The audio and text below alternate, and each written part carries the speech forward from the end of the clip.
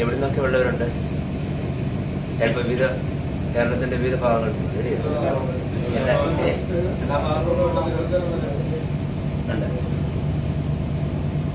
നിങ്ങളുടെ വീടുകളിലൊക്കെ വെള്ളപ്പൊക്കത്തിന്റെയൊക്കെ കാര്യങ്ങളൊക്കെ ഉണ്ടോ? നിങ്ങളുടെ ഏതെങ്കിലും ഭാഗങ്ങളുണ്ടോ?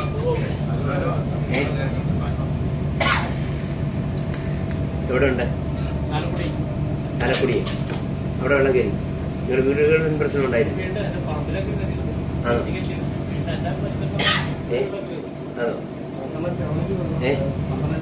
നിങ്ങളുടെ വീട് കയറിയില്ല. നിങ്ങളിവിടെ കഷ്ടപ്പെടുന്നത് കൊണ്ടാണ് നിങ്ങളുടെ വീട്ടിൽ വെള്ളം കയറാഞ്ഞത്. വായിക്കാന്നാവും. ഞാൻ പറയാം.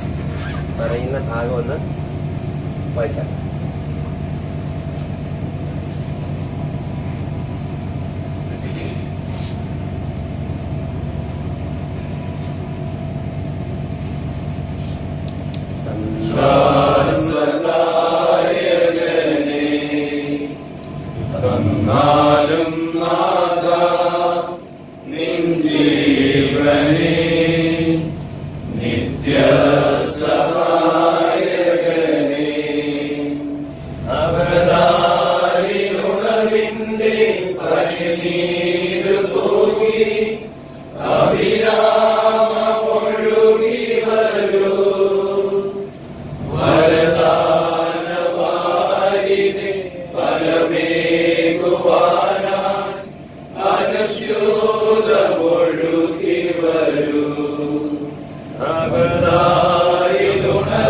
മറിയമേ, നിനക്ക് സമാധാനം.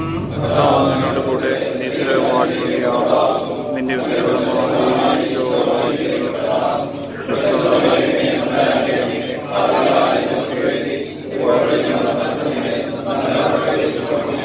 പിതാവിനും പുത്രനും പരിശുദ്ധാത്മാവിനും സ്തുതി.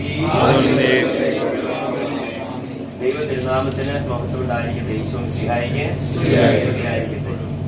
പ്രിയപ്പെട്ട സഹോദരങ്ങളെ, നിങ്ങളെല്ലാവരെയും ഒന്നിച്ച് കാണുവാൻ ദൈവം അവസരമൊരുക്കിയതിന് പ്രത്യേകമായിട്ട് നന്ദി പറയുന്നു. ഇങ്ങനെയൊരു ലേബർ ക്യാമ്പില് ഞാൻ 3ാമത്തെ പ്രാവശ്യമാണ് പോകുന്നത്. ദുബൈയിൽ ആദ്യമായിട്ടാണ്.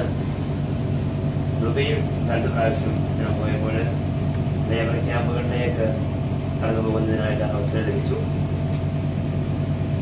ലേബർ ക്യാമ്പ്, അവരുടെ താമസ സ്ഥലങ്ങളൊക്കെ കണ്ടു. ഗൾഫ് നാടുകളിൽ നിന്നും നാട്ടിൽ വന്നിറങ്ങുമ്പോൾ മലയാളികളുടെ സ്ഥിതിയും ആയിരിക്കുന്ന അവസ്ഥയും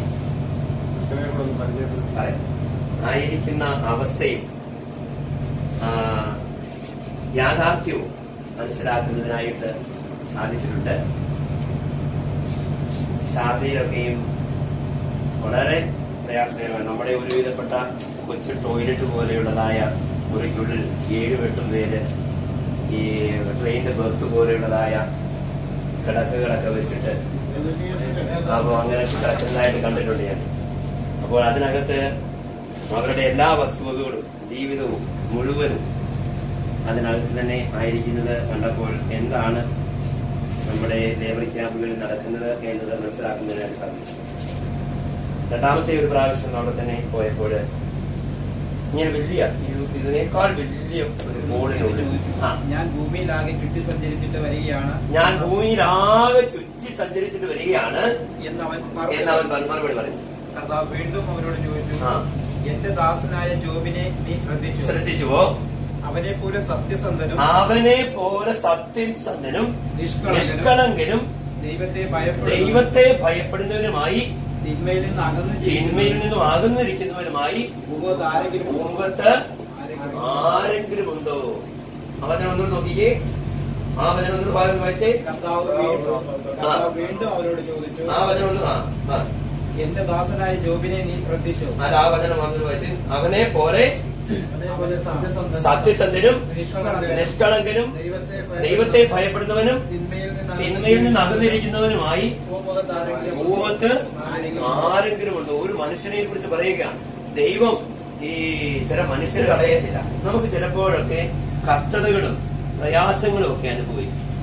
നമ്മൾ പലപ്പോഴും വിചാരിക്കുന്നുണ്ട് പ്രാർത്ഥിച്ചിട്ടും, എത്രയോ പ്രാർത്ഥിച്ചു, എത്രയോ നേർച്ചകാഴ്ചകൾ അർപ്പിച്ചു, എത്രയോ ദേവാലയങ്ങൾ തീർത്ഥാടനങ്ങൾ നടത്തി, ഞാൻ എത്രമാത്രം നേർച്ചകാഴ്ചകൾ അർപ്പിച്ചിട്ടും എന്റെ പ്രാർത്ഥനയൊന്നും ശ്രമിക്കുന്നില്ലല്ലോ എന്ന് കാണുമ്പോൾ നമ്മൾക്ക് ദൈവം നൽകുന്ന ഒരു ഉറപ്പാണ്, നമ്മൾ മനസ്സിലാക്കാത്ത ഒരു ഉറപ്പ് കൂടിയാണ്.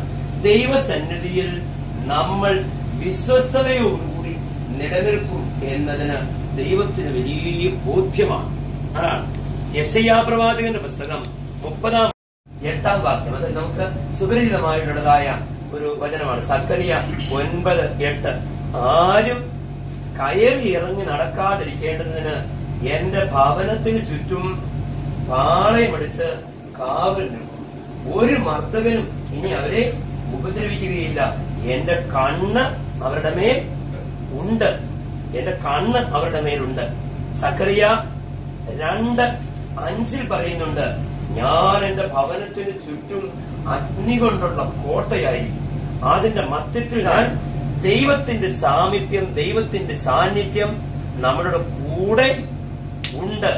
ദൈവത്തിന്റെ സാമീപ്യം തിരിച്ചറിയാതെ വരുമ്പോൾ നമ്മൾ ഉറക്കെ നിലവിളിക്കും.